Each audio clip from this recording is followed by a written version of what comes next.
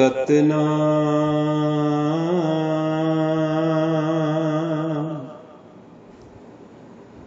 ਸ਼੍ਰੀ ਵਾਹਿਗੁਰੂ ਸਾਹਿਬ JIO.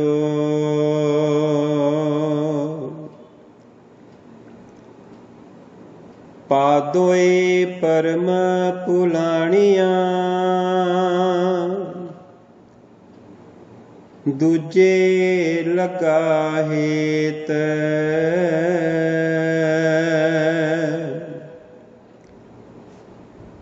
Lakh ਸਿੰਗਾਰ ਬਨਾਇਆ ਕਾਰਜ ਨਾਹੀ ਕੇਤ।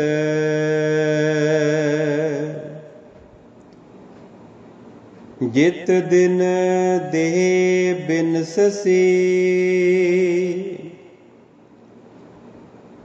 ਤਿਤ ਵੇਲੇ ਕਹਿ ਸਨ ਪ੍ਰੇਤ।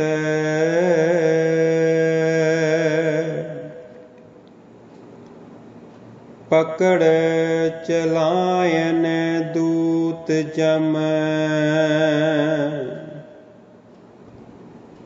ਕਿਸੇ ਨ ਦੇਣੀ ਪੇਤ।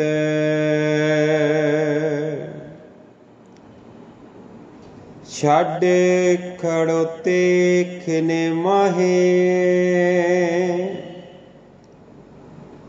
ਜਿਨ ਸਿਉ ਲਗਾ ਹੇਤ।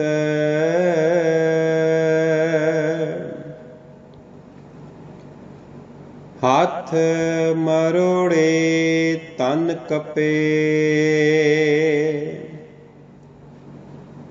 ਸਿਆਹੋ ਹੋਵਾ ਸੇਤ।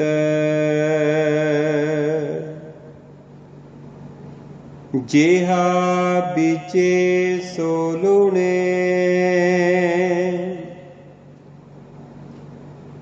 ਕਰਮਾ ਸੰਦੜਾ ਖੇਤ।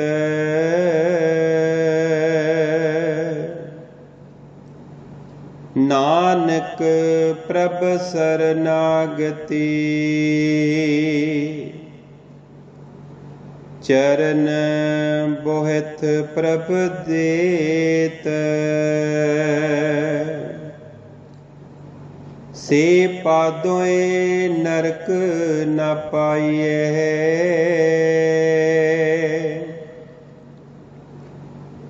ਗੁਰ ਰਖਣ ਵਾਲਾ ਹੇਤ।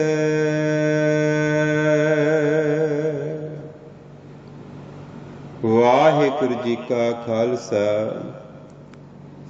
ਵਾਹਿਗੁਰੂ ਜੀ ਕੀ ਫਤਿਹ। ਗੁਰੂ ਰੂਪ ਸਰਬਤ ਸਾਧ ਸੰਗਤ ਜੀਓ। ਸਾਹਿਬ ਸ੍ਰੀ ਗੁਰੂ ਗ੍ਰੰਥ ਸਾਹਿਬ ਮਹਾਰਾਜ ਜੀ ਦੀ ਅਪਾਰ ਕਿਰਪਾ ਸਦਕਾ ਭਾਦਰੋਂ ਦਾ ਮਹੀਨਾ ਚੜ੍ਹਿਆ ਹੈ। ਇਸ ਸਮੇਂ ਤੇ ਧੰਨ ਗੁਰੂ ਅਰਜਨ ਦੇਵ ਪਾਤਸ਼ਾਹ ਜੀ ਬਖਸ਼ਿਸ਼ ਕਰ ਰਹੇ ਨੇ ਕਿ ਭਾਦੋਂ ਦੇ ਮਹੀਨੇ ਵਿੱਚ ਜੀਵ ਇਸਤਰੀ ਭਰਮ ਵਿੱਚ ਪੈ ਗਈ। ਉਹ ਭਰਮ ਕੀ ਹੈ ਕਿ ਇਸ ਜੀਵ ਇਸਤਰੀ ਨੂੰ ਪਰਮਾਤਮਾ ਦੇ ਨਾਲ ਵੀ ਹੇਤ ਹੈ, ਪਰੰਤੂ ਪਰਮਾਤਮਾ ਤੋਂ ਇਲਾਵਾ ਦੂਸਰੇ ਨਾਲ ਵੀ ਹੇਤ ਹੈ। ਦੋਨਾਂ ਪਾਸਿਆਂ ਦੀ ਖਿੱਚ ਹੈ। ਪਲ ਵਿੱਚ ਸ਼ਾਂਤ ਹੈ, ਪਲ ਵਿੱਚ ਕ੍ਰੋਧਿਤ ਹੈ।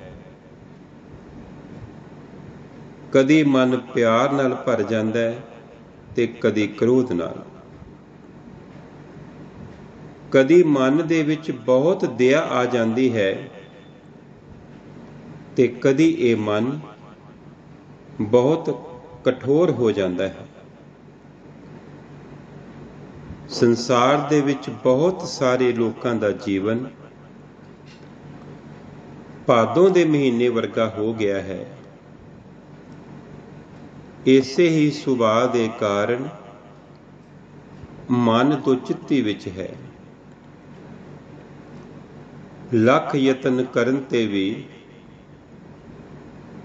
ਪਰਮਾਤਮਾ ਦੇ ਨਾਲ ਮੇਲ ਨਹੀਂ ਹੋ ਰਹੇ।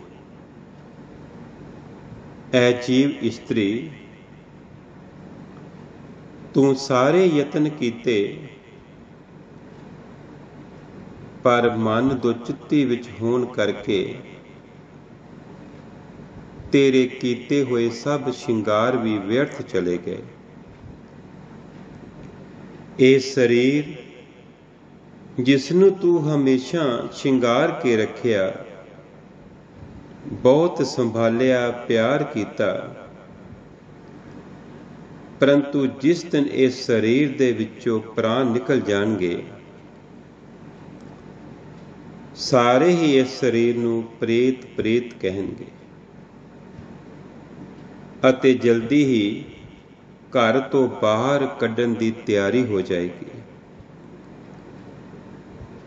ਜਦੋਂ ਇਸ ਸਰੀਰ ਵਿੱਚੋਂ ਪ੍ਰਾਣ ਨਿਕਲ ਜਾਣਗੇ, ਨਵੇਂ ਸੰਬੰਧ ਬਣਨਗੇ। ਉਹ ਕਿਹੜੇ ਜਨਮ ਦੇ ਵਿੱਚ ਚਲੇ ਗਿਆ, ਜਮਦੂਤਾਂ ਨੇ, ਇੰਨੇ ਜਨਮਾਂ ਨੇ ਕਿਹੜੇ ਜਨਮਾਂ ਦੇ ਵਿੱਚ ਪਾ ਦਿੱਤਾ, ਕਿਸੇ ਨੂੰ ਕੁਝ ਵੀ ਪਤਾ ਨਹੀਂ। ਪਿੱਛੇ ਰਹਿ ਗਏ ਸਾਕ ਸੰਬੰਧੀਆਂ ਨੂੰ ਕੋਈ ਭੇਤ ਨਹੀਂ ਕਿ ਇਹ ਪ੍ਰਾਣੀ ਹੁਣ ਕਿੱਥੇ ਚਲਾ ਗਿਆ, ਕਿਹੜੇ ਜਨਮ ਵਿੱਚ ਚਲਾ ਗਿਆ, ਕਿਹੜੀ ਥਾਂ ਤੇ ਜਨਮ ਹੋਇਆ, ਕਿਸ ਪਰਿਵਾਰ ਵਿੱਚ ਚਲਾ ਗਿਆ, ਕੁਝ ਵੀ ਪਤਾ ਨਹੀਂ। ਪਰੰਤੂ ਪਰਿਵਾਰ ਨੂੰ ਦੁੱਖ ਹੈ ਕਿ ਇੱਕ ਦਹੀ ਵਿਛੜ ਗਈ, ਜਿਨ੍ਹਾਂ ਦੇ ਨਾਲ ਬਹੁਤ ਪਿਆਰ ਸੀ, ਸਨੇਹ ਸੀ, ਇੱਕ ਪਲ ਵਿੱਚ ਹੀ ਸਾਥ ਛੱਡ ਗਏ। ਸਾਰੇ ਸੰਬੰਧ ਟੁੱਟ ਗਏ। ਗੁਰੂ ਸਾਹਿਬ ਬਖਸ਼ਿਸ਼ ਕਰਦੇ ਨੇ ਕਿ ਜੀਵ ਦੇ ਜਦੋਂ ਆਖਰੀ ਪ੍ਰਾਣ ਨਿਕਲਦੇ ਨੇ, ਜੀਵ ਹੱਥ ਮਰੋੜਦਾ ਹੈ, ਤਨ ਕੰਬਦਾ ਹੈ, ਕੰਬਣੀ ਛਿੜਦੀ ਹੈ ਅਤੇ ਜੀਵ ਦਾ ਜਦੋਂ ਆਖਰੀ ਸਵਾਸ ਨਿਕਲ ਜਾਂਦਾ ਹੈ ਤਾਂ ਸਰੀਰ ਵੀ ਚਿੱਟਾ ਹੋ ਜਾਂਦਾ ਹੈ, ਰੰਗ ਬਦਲ ਜਾਂਦਾ ਹੈ, ਭਾਵ ਮਿੱਟੀ ਹੋ ਜਾਂਦਾ ਹੈ। ਇਸ ਨੇ ਆਪਣੇ ਜੀਵਨ ਦੇ ਵਿੱਚ ਜੋ ਬੀਜਿਆ ਅਤੇ ਜੋ ਕੁਝ ਬੀਜ ਕੇ ਖਾਧਾ ਅਤੇ ਜੋ ਬਚ ਗਿਆ, ਉਹੀ ਹੁਣ ਇਸ ਨੂੰ ਅੱਗੇ ਪ੍ਰਾਪਤ ਹੋਵੇਗਾ। ਖੇਡ ਸਾਰੀ ਕਰਮਾਂ ਦੀ ਹੈ, ਬੀਜੇ ਹੋਏ ਬੀਜਾਂ ਦੀ ਹੈ। ਧੰਨ ਗੁਰੂ ਅਰਜਨ ਦੇਵ ਪਾਤਸ਼ਾਹ ਜੀ ਉਪਦੇਸ਼ ਕਰਦੇ ਨੇ, ਐ ਜੀਵ,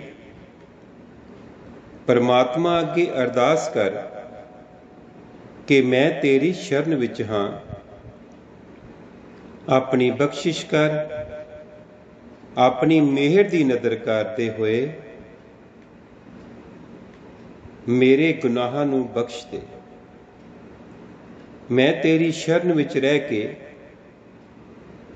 ਸੰਸਾਰ ਦੇ ਭਾਵ ਸਾਗਰ ਤੋਂ ਪਾਰ ਹੋ ਜਾਵਾਂ। ਜਿਨ੍ਹਾਂ ਦੇ ਸਿਰ ਉੱਪਰ ਗੁਰੂ ਦਾ ਹੱਥ ਹੋਵੇ,